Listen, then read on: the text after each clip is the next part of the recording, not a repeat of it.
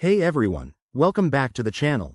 If you're diving into the world of blockchain and cryptocurrencies, you might have heard about the Linea network, a scalable Layer 2 solution built on Ethereum. In this video, we're going to walk you through how to transfer your ETH to the Linea network in 2025. This process is straightforward, but it's always good to double-check steps to avoid any hiccups. Why bother? Well, Linea offers faster transactions and lower fees, making it perfect for DeFi enthusiasts or anyone optimizing their crypto experience. First things first, make sure you have a compatible wallet set up. We're talking about wallets like MetaMask or Coinbase Wallet that support custom networks.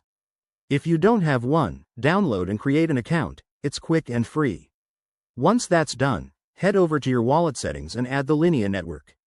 You'll need the network details, the RPC URL, chain ID, and currency symbol. Don't worry, I'll link these in the description below.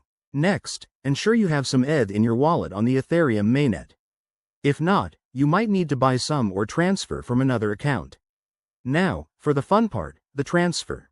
Go to a reliable bridge service, like the official Linea bridge or a trusted platform such as Orbiter Finance.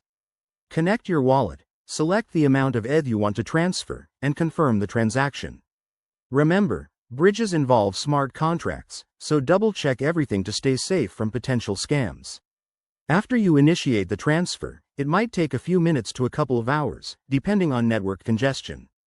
Once it's complete, verify your balance on the Linea network through a block explorer or directly in your wallet. Congrats! You've just bridged your ETH. Before we wrap up, a quick tip. Always use hardware wallets for larger amounts and keep an eye on gas fees. The crypto space evolves fast, so for 2025, make sure your tools are up to date. If you found this guide helpful, hit that like button, subscribe for more tutorials, and drop a comment if you have questions.